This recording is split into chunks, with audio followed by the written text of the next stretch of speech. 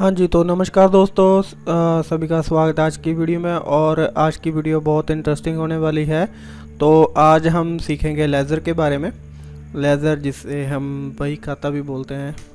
और सबसे पहले जानते हैं लेज़र बोलते किसे हैं। तो ये लेज़र जो है वो एक प्रिंसिपल है अकाउंटिंग का, सिस्टम का ही, जिसके थ्रू आप कंटेन करते हैं, मतलब बनाते हैं बहुत सारी अकाउंट बुक्स अलग अलग ट्रांजैक्शन से रिलेटेड। और इन सभी ट्रांजैक्शंस को आप रिकॉर्ड करते हैं। जितनी भी बिजनेस की ट्रांजैक्शंस हैं वो सभी आप जर्नल एंट्रीज होने के बाद आप रिकॉर्ड करते हो उन्हें आप लेज़र में। ये देखिए, जितना भी आप जर्नल एंट्रीज आपने किया है, डेबिट क्रेडिट किया है, तो उन सभी को एंट्री करने के बाद तो आप रिकॉर्ड करते हैं उन्हें अलग से लेजर में। तो जिस अकाउंट से वो एंट्री रिलेटेड होती है उस अकाउंट से वो लेजर ओपन होता है और उसमें जितनी भी उससे रिलेटेड एंट्रीज होती है वो सभी लेजर में एंटर होती जाएंगी। तो देखिए, और एवरी लेजर में क्या होगा, एक अकाउंट होगा तो जो एक classified and summarised information show करेगा किसी भी जर्नल की। तो जितने भी डेबिट क्रेडिट है, इसलिए इसे हम एक सेकंड बुक एंट्री भी बोलते हैं। मतलब फर्स्ट जो बुक एंट्री है वो तो आपकी जर्नल हुई। जब बिजनेस में फर्स्ट ट्रांजैक्शन रिकॉर्ड होगी तो वो आपकी वो जर्नल के थ्रू रिकॉर्ड होगी। उसके बाद जो उसकी एंट्री होगी वो आके होगी लेजर में। तो कौन कौन से अकाउंट लेजर में मेंटेन होते हैं देखते हैं। तो लेज़र में बहुत सारे प्राइमरी जनरल अकाउंट्स है वो मेंटेन होते हैं। सबसे पहले तो जितनी भी आपके एसेट्स अकाउंट है, इंक्लूडिंग फिक्स एसेट, कोई भी हो आपकी fix asset, furniture, machinery, vehicle, computer, building, land, plant, जो भी है आपके पास, उन सभी का अलग से अकाउंट मेंटेन होंगे। और सेकेंडली, जितने भी अकाउंट रिसीवेबल एंड कैश के लिए कैश बुक जिसे बोलते हैं वो एक लेजर है। तो जितने भी अकाउंट रिसीवेबल जिनसे आपने पैसे लेने हैं तो उनके अकाउंट आप मेंटेन करेंगे, तभी आपको मालूम होगा कि किससे आपने कितने रुपए लेने। तो जितनी भी आपकी लायबिलिटीज़ है आपको पता होना चाहिए कि आपने किसके कितने रुपए देने हैं। तो उनकी जो पेमेंट है उनको रेगुलराइज रखने के लिए आप उनका एक लेज़र लगाएंगे अलग से। तो जितने भी आपके क्रेडिट लाइंस है, आपके अकाउंट पेबल है, जितने भी आपने डेट किसी से लिया उसको आपने वापस देना है, तो जितने भी इक्विटी शेयर होल्डर्स हैं उन सभी के आप लेजर लगाएंगे। रेवेन्यू अकाउंट्स के लिए लगाएंगे। जितने भी एक्सपेंसेस आप कर रहे हैं बिजनेस में उन सभी को कंट्रोल रखने के लिए कि किसी आइटम पे ज़्यादा एक्सपेंस तो नहीं हो रहा बिजनेस में, उन सभी को कंट्रोल और मॉनिटर करने के लिए आपको लगाना पड़ेगा लेजर। तो आगे देखते हैं, revenue and loss account in सब के लिए और जो इंटरेस्ट वगैरह उन सभी को मेंटेन करने के लिए आपको लगाना होगा लेजर। तो investment and disposal of assets के लिए आपको भी लगाना होगा लेजर। तो आगे देखते हैं। आगे क्वेश्चन आता है कि how do you write a ledger. Ledger आप कैसे बनाएंगे। सबसे पहले जो बिजनेस में एंट्रीज होती है वो डबल एंट्री होती है, हमने पहले पढ़ा है। नहीं आपको मालूम तो आप हमारी पीछे वाली वीडियोस जाके देखिए, उनको अच्छी तरह से देखने के बाद फिर से आप आके ये वाली वीडियो देखिए, आपको अच्छे से पता चल जाएगा।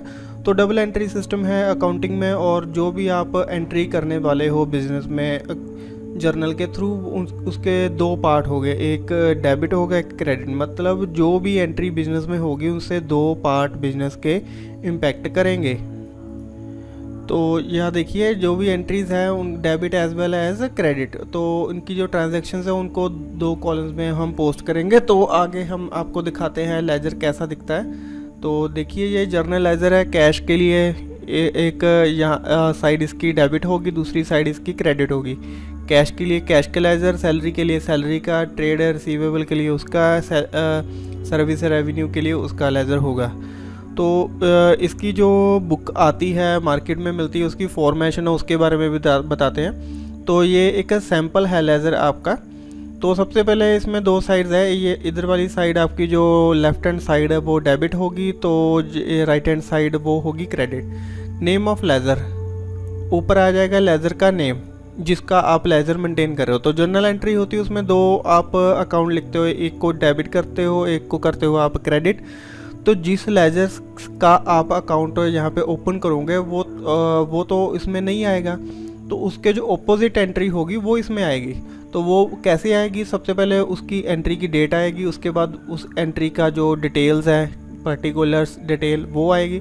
तो जर्नल फॉलो नंबर, जहाँ पे वो जर्नल एंट्री रिकॉर्डेड है उस पेज का नंबर यहाँ पे आ जाएगा, और उस एंट्री के सामने इस लेजर के पेज का नंबर चला जाएगा। यहाँ पे ऊपर नंबर दिया होगा 1 2 3 आपकी लेजर बुक के अकॉर्डिंग, वहाँ पे आप डाल देंगे, सो दैट आपको वहाँ पे पता चल जाए कि इस जर्नल एंट्री की एंट्री लेजर में हो गई है। और यहाँ से आपको पता चल जाए कि ये वाली एंट्री है कौन से जर्नल से आपके पास यहाँ पे आई है। तो नेक्स्ट देखिए, अमाउंट तो आप डालेंगे, तो ये नीचे डिस्क्रिप्शन ही है, टाइटल है ये वाला, डेबिट क्रेडिट है, डेबिट क्रेडिट ये हो गया, डेट के बारे में आपको बता दिया, पर्टिकुलर्स के बारे में भी आपको बता दिया, ये डिटेल्स है।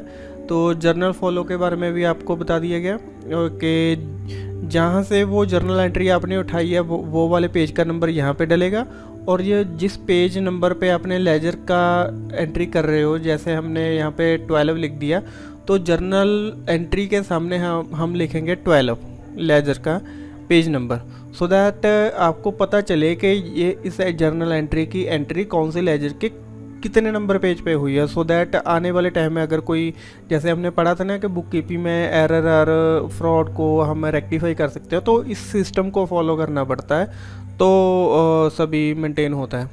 चलिए आगे हम कुछ एंट्रीज़ हैं उनके थ्रू समझते हैं कि लेजर को कैसे मेंटेन होगा।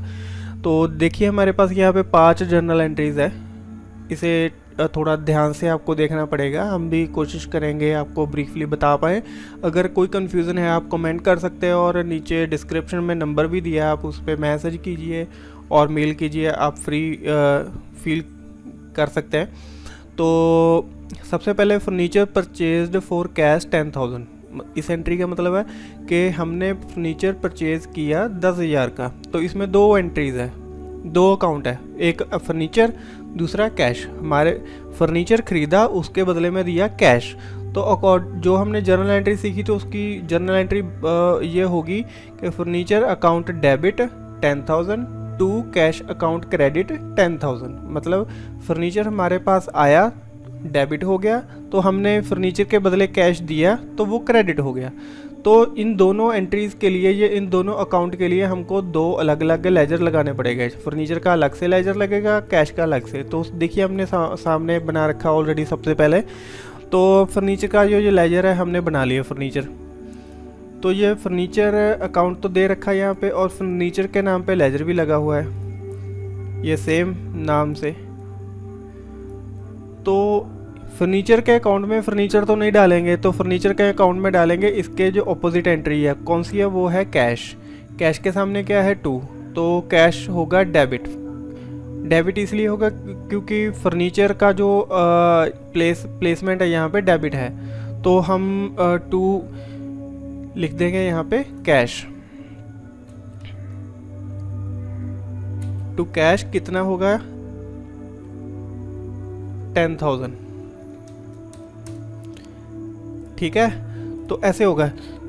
एक शॉर्टकट और भी है, जितनी भी एंट्रीज है जिनमें 2 लगा है वो सभी डेबिट में आएंगी, और जिनमें 2 नहीं है वो सभी जाएंगी क्रेडिट में। चलिए देखते हैं। और फर्नीचर की ओर से तो हमने एंट्री कर दी, तो इसके ऑपोजिट कौन सा अकाउंट है, कैश। कैश की भी एंट्री होगी, तो कैश के लिए हमने कैश अकाउंट खोला, ये कैश का लेजर लगा लिया। तो कैश के लेजर में कैसी एंट्री होगी, कैश का जो अकाउंट बन गया, कैश के ऑपोजिट क्या है, फर्नीचर। ऑपोजिट क्या है, फर्नीचर। तो जैसे हमने देखा कैश 2 एंट्री हुई है, तो फर्नीचर की होगी इसके उल्ट। हम यहाँ पे लिखेंगे फर्नीचर, ठीक है जी। तो फर्नीचर के 10,000, ओके जी। तो नेक्स्ट एंट्री देखते हैं, goods sold on credit to Devraj 1,600। Devraj को हमने सेल की हैं गुड्स 1,600 रुपये की ऑन क्रेडिट। ऑन क्रेडिट उधार दिए हैं देवराज को। तो इसमें जब उधार दे दिया सामान, तो जो हमारा डेबिटर है बंदा जिसको हमने उधार दिया, उसका नाम आएगा। तो Devraj account debit to sales account credit. Sales इसलिए लिखा है बिकॉज गुड्स का कोई नाम नहीं है, कोई आइटम का नाम नहीं है, तो सेल्स ही आएगा। तो सेल्स के बदले में हमें कैश नहीं मिला है, इसलिए तो जिस बंदे ने हमसे उधार लिया तो उसका नाम डाल दिया, यहाँ पे नाम ही डलेगा। तो सबसे पहले इस बंदे के नाम से हम अकाउंट खोलेंगे। तो ये देखिए हमने अकाउंट खोल लिया। तो इसकी एंट्री कैसे होगी, देवराज का अकाउंट खोल लिया तो उसकी सेल्स अकाउंट की जो एंट्री है ये वाली, ये होगी यहाँ पे। ओके है जी। कितने की सेल की, 1600 रुपीज़ की। देवराज डेबिट था तो सेल्स को हमने डाल दिया डेबिट साइड, और सेल्स के ऑपोजिट, देवराज के ऑपोजिट कौन सा अकाउंट है, सेल्स। अभी सेल्स का भी हमें अकाउंट बनाना पड़ेगा। देखिए हमारे पास सेल्स का अकाउंट भी है, तो सेल्स का अकाउंट तो है, सेल्स के ऑपोजिट एंट्री कौन सी है, देवराज। तो देवराज को हमने कॉपी कर लिया। तो यहाँ पे सेल्स क्रेडिट है तो देवराज को हम डालेंगे क्रेडिट साइड, ठीक है जी। तो 1600 तो डाल दिया। और ये इन दोनों एंट्रीज की जो दोनों लेजर है वो एंट्री हो गई हैं। आगे चलते तीसरे की ओर। अभी देखिए यहाँ पे purchase account debit, goods purchase for cash 4500, मतलब हमने सामान खरीदा, उसके बदले में हमने दिए पैसे। तो जो सामान खरीदा वो तो हमारा खर्चा हो गया। तो जैसे हमने जर्नल एंट्रीज में पढ़ा कि जितने भी एक्सपेंसेस होते हैं हम उसे करेंगे डेबिट, और जो कैश हमारे ओर से जा रहा है उसे करेंगे क्रेडिट। तो वैसे जर्नल एंट्री कर दी। नहीं पता चल रहा तो आप जाके जर्नल एंट्री वाली वीडियो ज़रूर देखें। तो परचेज़ के लिए हमने परचेज़ अकाउंट ओपन कर लिया, तो है हमारे पास परचेज़ अकाउंट। तो परचेज़ अकाउंट के ऑपोजिट कौन सा अकाउंट है, कैश। तो परचेज़ अकाउंट डेबिट है तो कैश को हम डालेंगे डेबिट की ओर। तो कितने का हमने परचेज़ की, 4500 की। उसके उल्ट कौन सा अकाउंट है, कैश। अभी कैश अकाउंट के लिए हम डालेंगे परचेज़ अकाउंट। तो कैश का अभी हमें बनाने की ज़रूरत नहीं है कैश का लेज़र, क्योंकि वो हमारे पास पहले से है, ये रहा। तो कैश क्रेडिट साइड है तो हम यहाँ पे डाल देंगे परचेज़। तो परचेज़ का हुआ हमारे पास 4500। तो ये दो लाइंस में आ गया। चलो ऐसे कर देते हैं, अकाउंट ओके है। हाँ जी, तो बढ़ते हैं नेक्स्ट एंट्री को। और नेक्स्ट एंट्री है goods sold for cash 2500, sorry. तो हमने गुड्स को सेल किया है तो उसके बदले में हमें मिले 2100। तो यहाँ पे एंट्री डाली है cash account debit to sales account. देखिए ऊपर दूसरी एंट्री, यहाँ पे भी सामान हमने सेल किया था लेकिन वो उधार सेल किया था। तो जिसको हमने उधार सेल किया था उसका नाम यहाँ पे आ गया। तो लेकिन यहाँ पे कैश सेल हुई है तो उसके लिए किसी का नाम नहीं आएगा। तो सबसे पहले कैश अकाउंट है तो कैश के लेज़र में एंट्री होगी, कैश के लेज़र में एंट्री होगी सेल्स की। तो कैश बिकॉज डेबिट है तो हम यहाँ देखिए डेबिट साइड सेल्स को डाल देंगे। तो अमाउंट है 2100, ओके। और सेल्स का अकाउंट में जाएंगे, वहाँ पे एंट्री होगी कैश की। सेल्स का अकाउंट कहाँ पे है भाई, ये रहा। तो सेल्स क्रेडिट है तो यहाँ पे कैश हो जाएगा क्रेडिट। तो 2100, ओके। तो लास्ट एंट्री है, इसे भी ध्यान से समझिए। Rent paid for shop to landlord. Landlord को हमने शॉप का रेंट पे किया है तो कैश दिया हमने। तो जैसे कैश तो अगर जा रहा है आप उसे क्रेडिट करेंगे, तो रेंट एक एक्सपेंस है उसे आप डेबिट करेंगे। एंट्री आपके सामने है। तो इस रेंट के लिए हम रेंट का अकाउंट ओपन करेंगे। तो रेंट का अकाउंट ओपन कर लिया, ये रहा। तो रेंट बिकॉज डेबिट है तो रेंट की डेबिट साइड हम एंट्री कर देंगे जिस मोड से रेंट की पेमेंट हुई है। तो 3000 तो कैश पेमेंट हुई है रेंट की। तो उसके लिए क्या करेंगे, हम कैश में जाके रेंट को पोस्ट कर देंगे 3000।